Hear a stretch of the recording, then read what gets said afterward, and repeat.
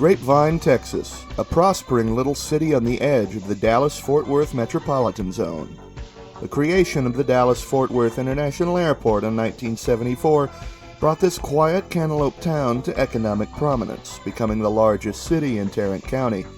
It was here that in 1843 General Sam Houston of the Republic of Texas and the leaders of 10 Indian nations met to sign a treaty of peace, friendship, and commerce, opening the region to white homesteaders to stake their claim.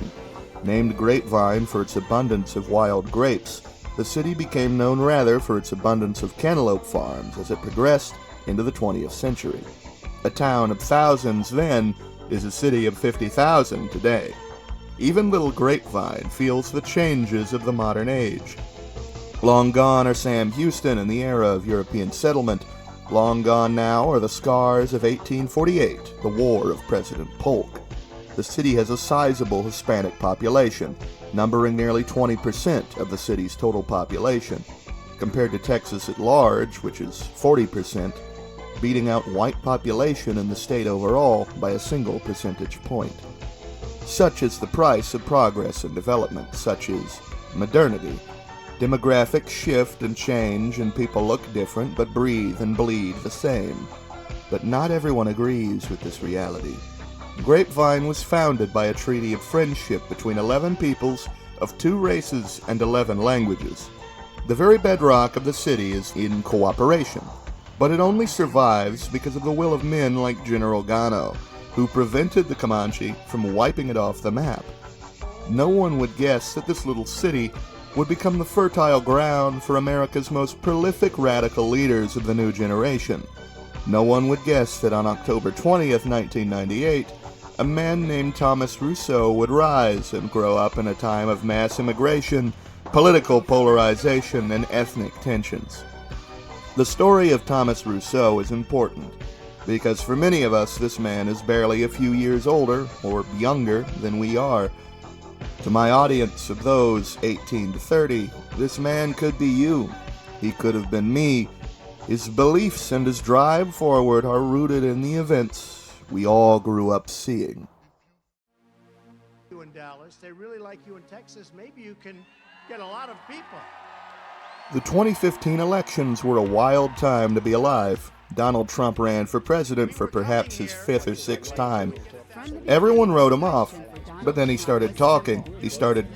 And he was reviled by his own party, but he got their nomination. The Democrats pushed forward Hillary Clinton, and frankly, one of the worst campaigns in recent memory followed, spawning memes that only gained popularity due to how unfathomably forced they felt. I'm just chilling. It would have been better if she just portrayed herself as an experienced politician instead of trying to relate to the youth. I'm trying to figure out how we get them to have Pokemon go to the polls. As if showcasing how fed up America has been, Trump's campaign called to drain the swamp, to lock up Hillary. He campaigned against corruption and against illegal immigration and against crime. He was a populist through and through, and people voted him in. His campaign led to one of the most polarized periods in our nation's history. 2 impeachment campaigns, Republican Party infighting, and the iron fist of Pelosi keeping complete party obedience against any Republican action. The nation stagnated, media outlets increasingly became parlors of opinion, not fact, and therefore promoted opinion to their viewers, and they became propaganda. People don't trust the vote, don't trust the media. The rich all turn out to be linked to some weird guy with an egg-shaped dick. The left hate the rich and the right hate the rich, and both the parties are caught in the center of 2 groups of people who blame each other for their plight. It's only a matter of time before people realize the political establishment is using their electorate's anger to distract from their real actions. Dan Crenshaw, for example, a Republican representative, ran on his former veterancy and his kick-ass eye patch, all while concealing that he is a World Economic Forum-approved candidate, and once achieving office, he voted against his electorate's interest and broke stock trading laws by not disclosing his trades until acquiring re-election. When the people meant to represent you don't, what are your options?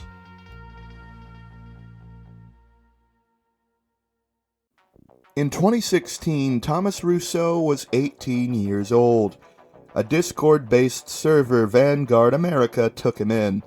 Having grown up in Texas, he saw his city change, the nation change. He saw riots.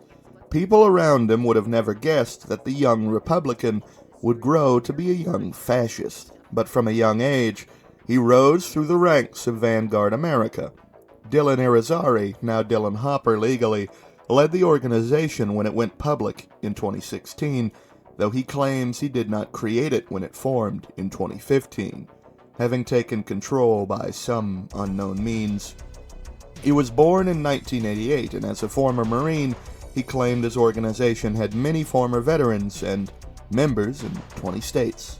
By 2017, Thomas Rousseau was head of the Texas division. The self-styled Commander Irizarry led the group based on the principle of Führerprinzip, absolute authority downwards and responsibility upwards. But just a year into the commander's reign, he began feuding with one of his subordinates, Thomas Rousseau. It just so happened that at the Texas is Ours rally in 2017, Rousseau gave a lengthy speech which was apparently so good, Irizarry was afraid people would think he was the leader. At just 19, Rousseau led the forces of Vanguard America into the streets of Charlottesville, where the will of a single man would pave the way for massive crackdowns on the right wing, and gave rise to figures stuck under the weight of Irizarry's stagnating reign. The rally meant to, in its name, unite the right, failed inherently to do this. It brought together many organizations, not just Vanguard America, but the League of the South, adherents of Deseret nationalism, the Traditionalist Workers' Party, the National Socialist Movement, the Ku Klux Klan, the Fraternal Order of Alt-Knights, the Three Percenters, True Cascadia, Alt-Right Montreal, and others. It was the largest rally of its kind in decades, but destroyed many groups who attended.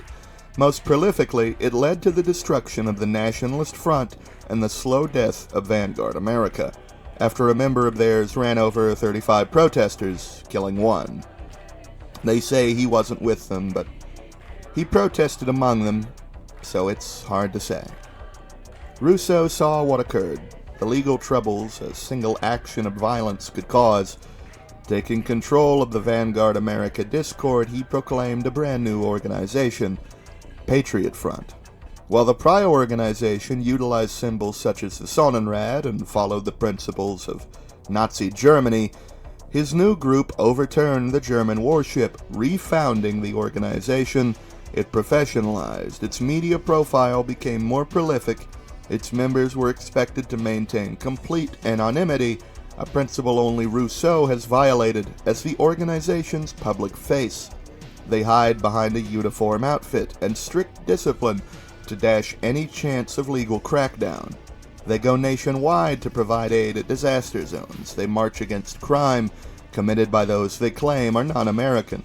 And he refuses to take any form or title as its leader. Despite Dylan Irizarry's protest, Rousseau broke away from Vanguard America.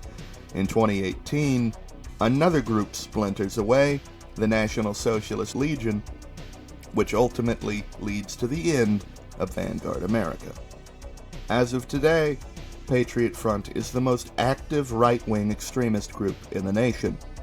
Many would believe them to be friendly to Trump, but he serves elitist, Zionist interests. They would use Trump's famous response. But you also had people that were very fine people on both sides To tie Trump to the extreme right. But just like with socialists, they don't vote red or they don't vote blue because red or blue are their guy. A socialist votes Democrat for the same reason fascists vote Republican. They do the least damage. The DNC puts Joseph Robinette Biden into the spot of presidential candidate, standing at his side, Kamala Harris.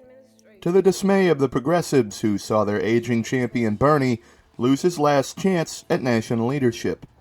He runs on a campaign to return to normalcy. In a time of great instability and public calls for reform, this message seems completely and utterly tone-deaf. Normalcy is starving. It is worrying. In America, modern America, normal has been suffering for years. Regardless, the left rallies to his side.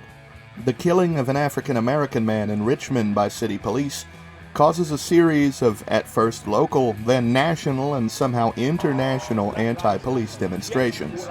The majority of those in attendance arrive masked, in hoodies. Riots consume the city and force police to flee the state capitol and multiple precincts across the nation and go up in smoke. Militias arm themselves against the tide of Antifa rioting, and stealing the show, Patriot Front media showcases their Minutemen distributing aid in affected riot areas. Trump denounces the riots, anarchists, socialists he calls them. He says many names for them, but the labels are sometimes true. Self-identified anarcho-communists walk alongside social liberals in one fight against perceived police brutality. But the DNC hopeful Biden makes a faux pas. The standard playbook would be for the DNC to back the unrest against their opponent, but Biden feels his message of normalcy would be tainted if he publicly backed the riots, and so he publicly denounces the violence instead, calling for reform, but completely setting himself away from Antifa. The DNC, now split internally, bickers, and with the release of the Wisconsin papers, lawsuits and their ensuing results reveal the discontent among the left in full. People on Twitter declaring they're tired of democracy if this is how it operates. The Wisconsin papers allege that Bernie Sanders had the candidacy in the bag, but that Biden won through the impact of a backroom DNC pick. Unlike the Panama Papers, this went to court, and court ruled in the DNC's favor. Biden was now the candidate, one that the party had not selected, and Sanders, ever the cool-headed progressive, urged for calm rather than anger. But it was far too late for that. The formation of the American People's Liberation Army saw many millions of socialists, moderate and extreme, swear to withhold their vote in protest of the DNC. Despite positive polling and a horrible handling of the COVID-19 virus, Trump managed to pull a victory from the jaws of defeat. The media who had ruled for Biden were blindsided. But the results are not certified. Recounts begin in 3 states, and soon ballots appear in Biden's favor. Both Trump and Biden are inaugurated simultaneously, Biden in D.C. and Trump in a NORAD control room in Denver. Months of media flurry, accusations of corruption, ballot dumping, you name it. 2 governments formed from the ashes of the prior administration, and with federal agencies torn between 2 conflicting authorities, crime, militia activity, and rogue elements begin to take root. Patriot Front, through all of this, was marching, handing out aid, giving speeches, and now they were all gathering in Connecticut. It was a deliberate choice, easy to take control of, and in an area of America that is mostly white. As the stock market flatlines, so too does the giant.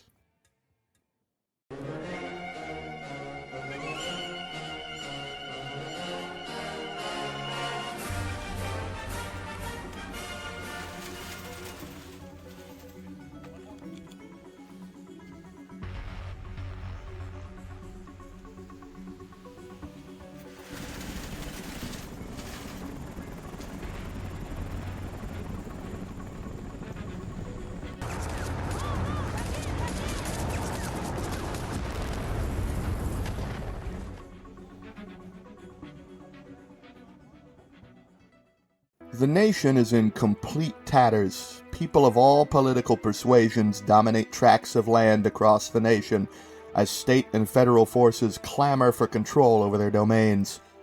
It's a hopeless fight. We are the Patriot Front. We are one and indivisible, the sons of Washington and Hamilton and Jackson. European in blood and spirit, before us is where it all began. The American Iron Front cling to America's Athens like a plague. These liberals are not unlike the Redcoats of 1776. They overtax us, they refuse to let us speak, We have to hide our faces just to hold a job, not anymore. We bare our teeth. Boston is our birthplace, our crucible as a free people, and again it is where we will be forged.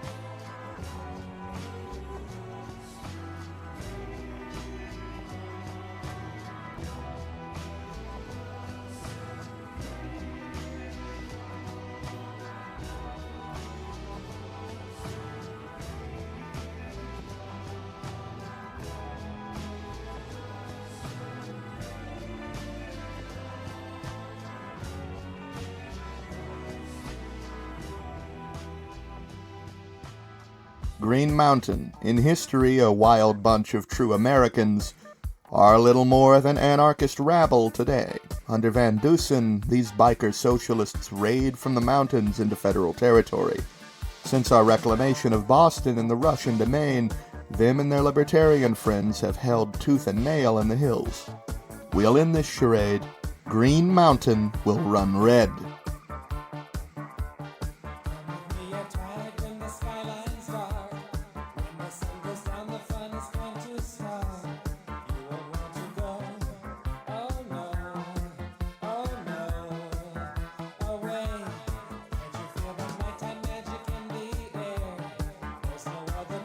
All that's left now is Big Apple. All that stands between us and uneasy peace is Cuomo and the New York Police Department. New York City will prove a hard opponent, not the police necessarily, but their people. 10 million folks of many colors and beliefs, most of them opposing our own. Let them starve while we isolate them. The city will eat itself from the inside out. Only then will we apply the pressure and weed out those sewer rats.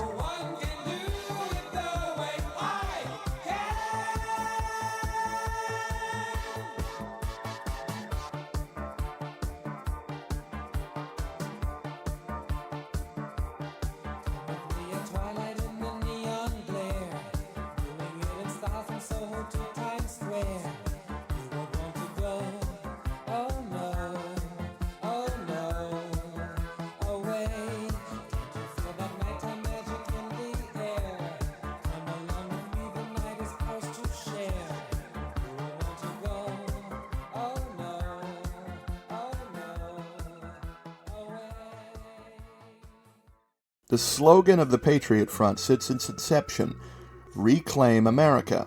It means many things. Their website before the war shed light on what exactly American reclamation looks like. It's better to let Rousseau tell you in excerpts what he means. Our activists can be anyone. They are the American everyman in revolt against The goal of the organization is ultimately the establishment of representative national government across the country, a state firmly rooted in the principles of natural law. Nations are large groups of people who share a common ancestry, language, homeland, cultural practices, and a common interest. The placement of races into hierarchical order is not necessary for a nationalist or patriotic view of the world. Foreign races have never successfully assimilated en masse into American culture and nationality.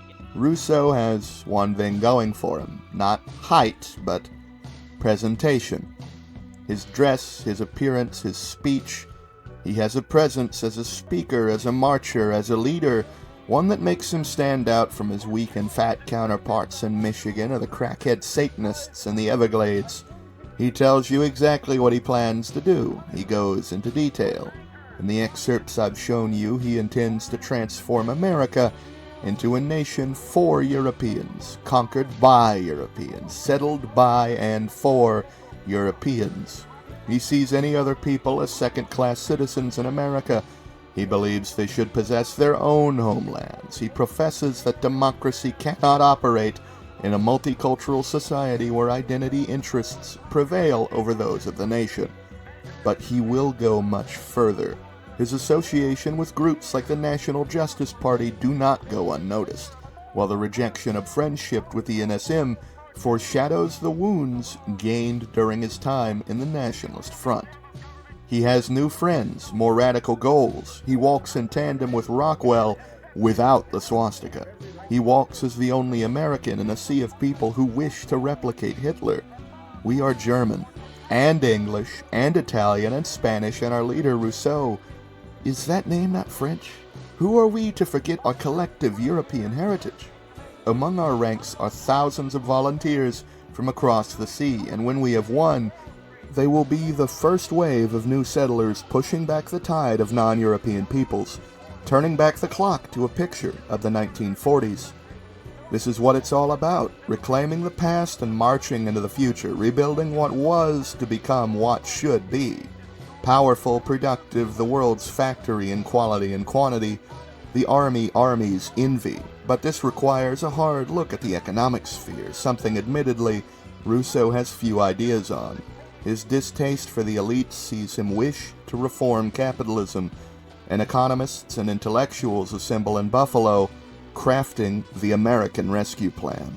We've reclaimed some of America, and now some of its industry, and in due time, we will reclaim prosperity as well.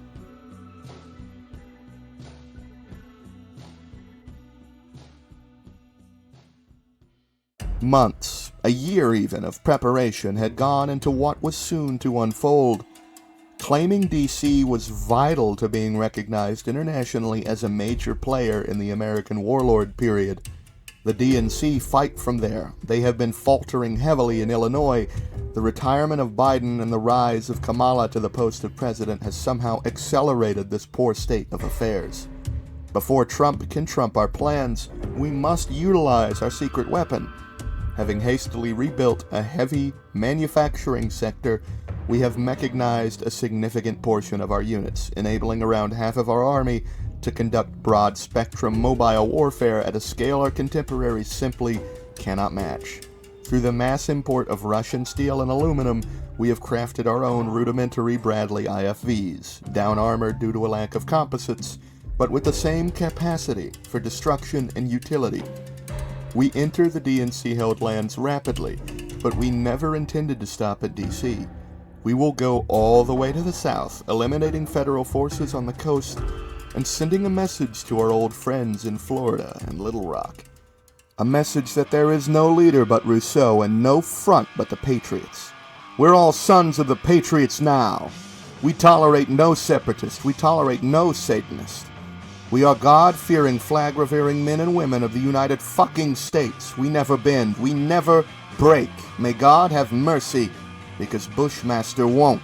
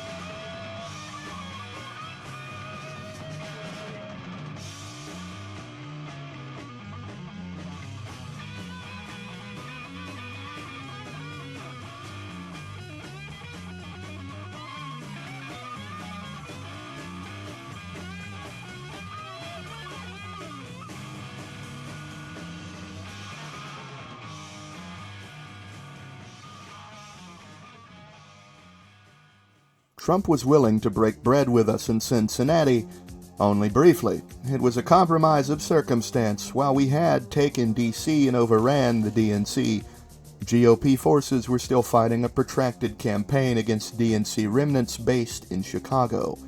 We smashed the Neo-Confederates, the Atomwaffen Division, and now we control all but the Texan coast.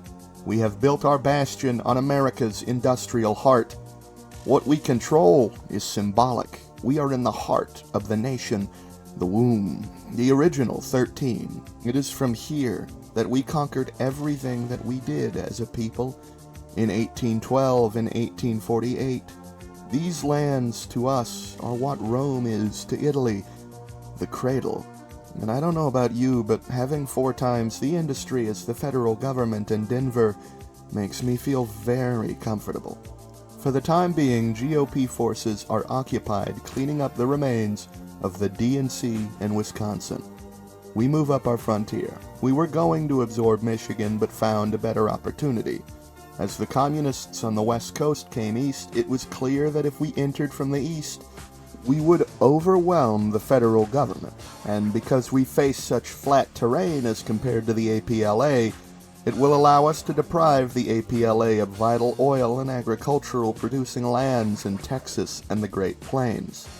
The GOP outnumber our forces, on paper. In practice, keeping the tens of millions of minorities in check is starving our frontline units of vital weaponry, and our garrisons, combined with our frontline units, make us and the GOP nearly equal. But the difference being, we possess the industry to maintain this, and Trump does not. We begin the Plains Offensive, ignoring the NSM. Death to democracy, down with the degenerates.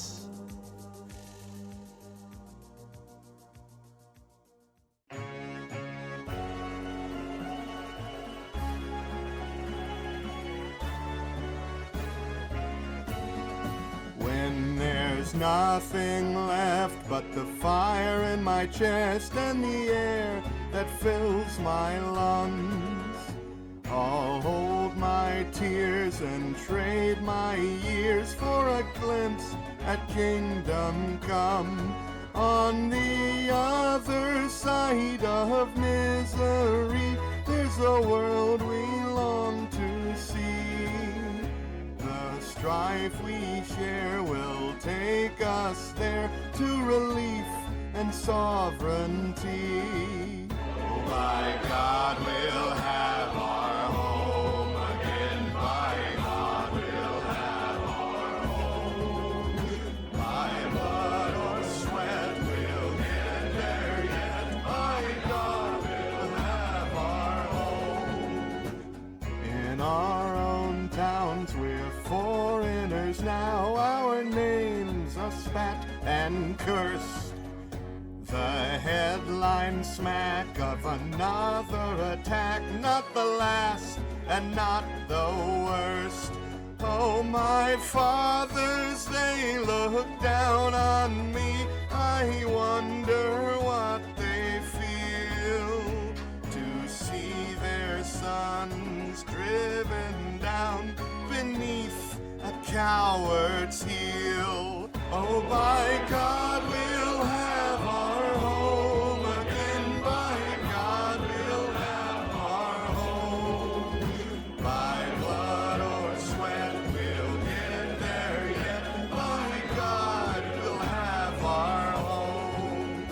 The road is dark, the way is lost. My eyes, they strain to see. I struggle forth to find a friend to light the way for me. Oh, my brothers, can you hear my voice, or am I all alone? If there's no fire to guide my way, then I will start my own. Oh, by God, we'll have our home again. By God, we'll have our home. By blood or sweat, we'll get there yet. By God, we'll have our home.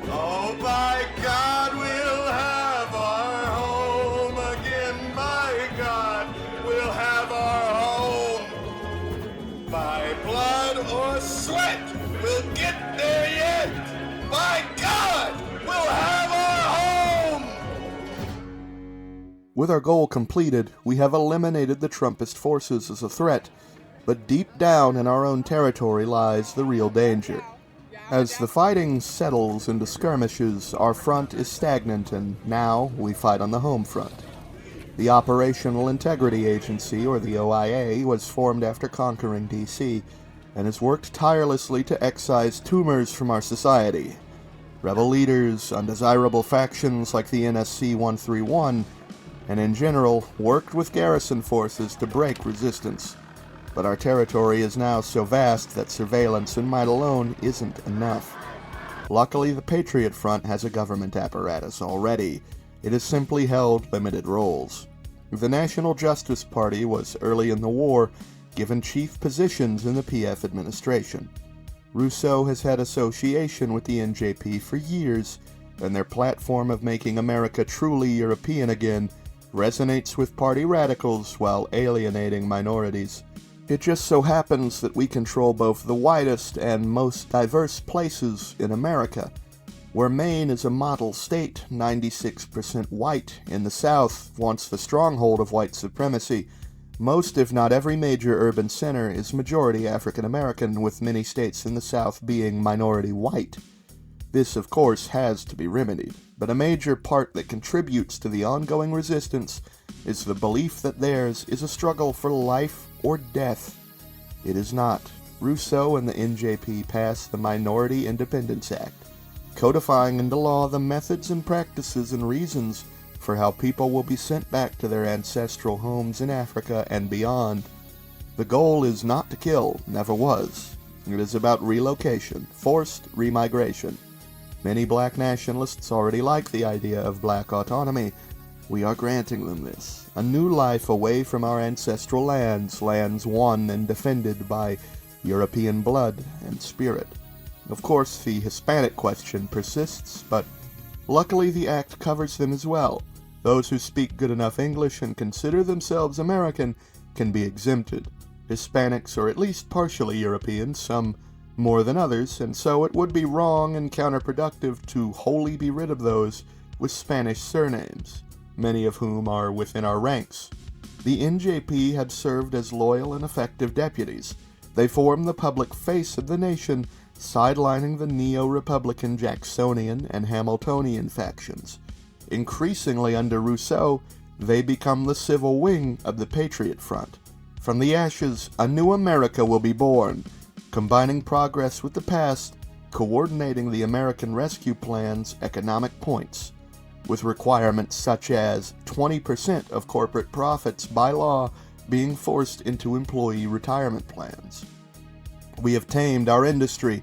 Our major corporations are partially state-supervised and required to care for their workers. Our small businesses are left largely unregulated.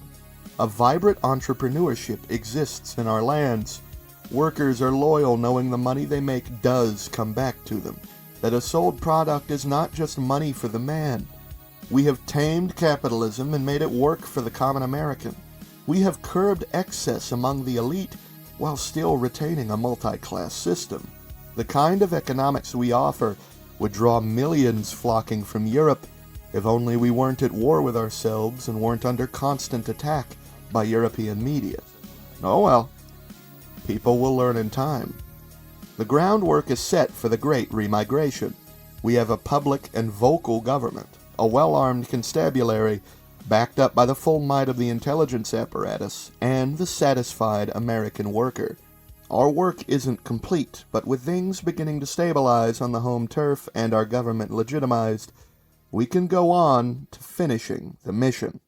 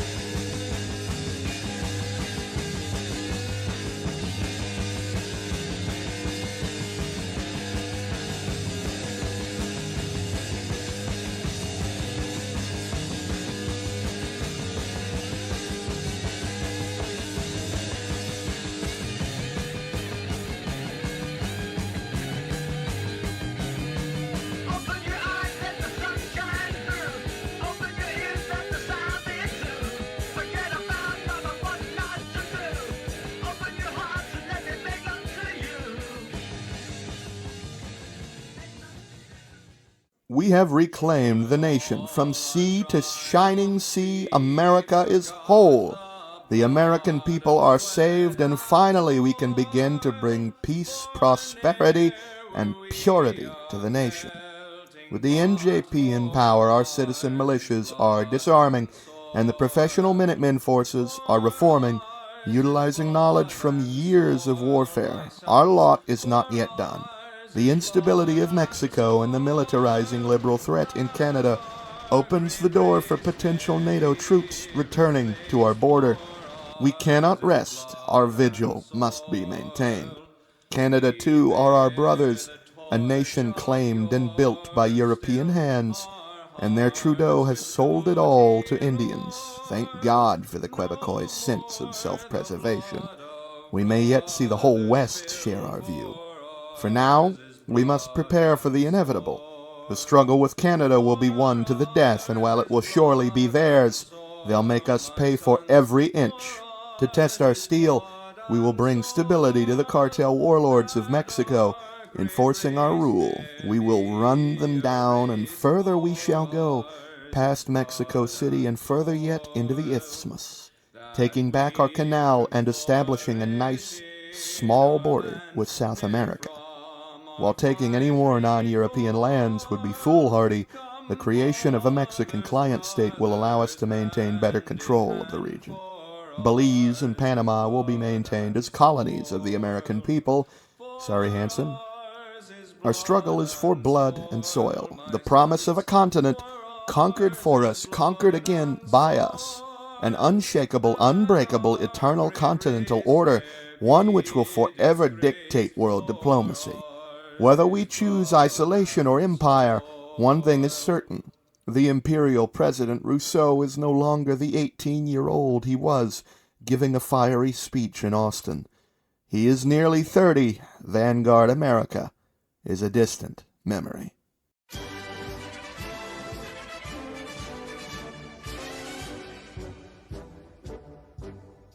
In the snowy north there hides a tyranny, ruining Canada.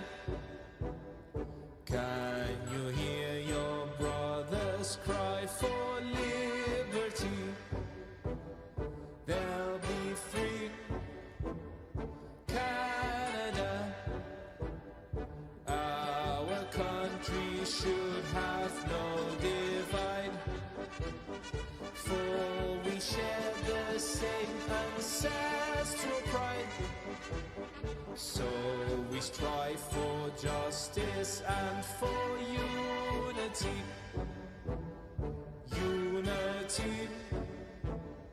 Canada, North America should not divided be. We're one race, Canada. We will not abandon our people's plea. We will save Canada. We cannot stand by and let them fall. If our kindred suffer, don't we all? It is now 2029. We have come very far. From the rise of the Patriot Front in 2021 to now, 8 years have elapsed. Our great leader is now 31. He looks upon an empire coast to coast from Nunavut to Baja, San Fran to D.C. The imperium has been formed. Under the NJP, the dream of the likes of Francis Parker Jacques has been realized in part. The European race has been united in North America, while it continues to fight brother wars in Europe proper. Perhaps we could go forward, perhaps we could go fight in Europe, but we are a broken nation. We are rebuilding, we are a continental monolith, and we are a united people. We must isolate. We will reject our debts and ignore them. We will rebuild our great world-spanning fleet that we have lost, and return in a decade's time the predominant power as China and Russia will be battered and victorious, so shall we stand among them, but renewed and rejuvenated, a patriotic front against Russian oligarchy and corrupted Chinese communism.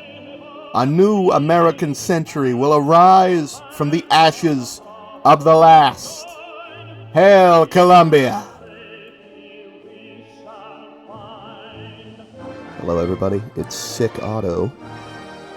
Thank you for watching. This one took a while to edit because it's just been really hard to focus. I projected this would be out about 4 hours ago and it wasn't. It's 4 a.m. for me right now. I'm just going to go ahead and read off the Patreon. My $5 Knights of Biskin, Gangsta Plays, Panchak, The Irishman, Sime Cash App, Bull Scorpion, Dedrin, L. Walter Doro, Protector of the Faith, General Secretary of the National Salvation Council, Luther Manhole, Santiago Soto, Gotts Hubner, Booscumps, Cyclonus 777, and for my single taxpayer. Thank you all greatly for donating. Please join the Discord and ping me to receive your rolls. I'll see you on the next one.